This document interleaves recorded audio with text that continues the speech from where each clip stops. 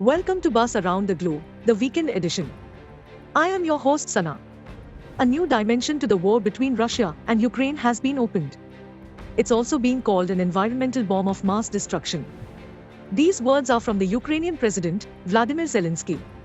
Zelensky also called this act biggest crime of ecocide.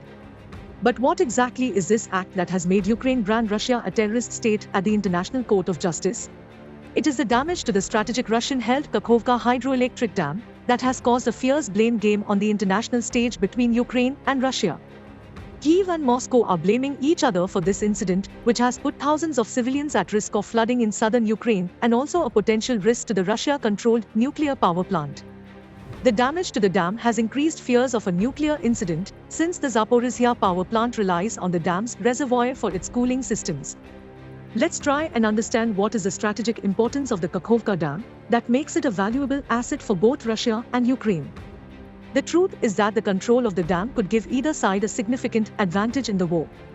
Firstly, the dam controls the flow of water in the Dnipro River, which is the longest river in Ukraine and one of the most important waterways in Europe. Control of the dam means Russia has the ability to control the water supply for both Ukraine and the Russian-occupied Crimean Peninsula. Secondly, it generates electricity for both Ukraine and Crimea. Russia could use the dam to cut off Ukraine's electricity supply, or to use the electricity to power its own military operations in the region. Thirdly, it controls the navigation of the Dnipro River, an important transportation route for both Ukraine and Russia. Now let's understand why Ukraine is accusing Russia of the sabotage of this dam and how it can impact the war. Experts believe that one possibility is that Russia believes that Ukraine's counter-offensive has begun. Russia is perhaps trying to prevent Ukrainian forces from using it. If Ukrainian forces were able to control the dam, they could use it to move troops and supplies into Russian-held territory to regain control. Also, some experts believe that flooding could potentially block Ukrainian forces seeking to regain lost territory. Another possibility is that Russia was trying to damage Ukraine's infrastructure. The Kakhovka dam is a major source of hydroelectric power for Ukraine. If the dam were to be destroyed, it would cause a significant loss of power for Ukraine, which could disrupt the country's economy and military operations.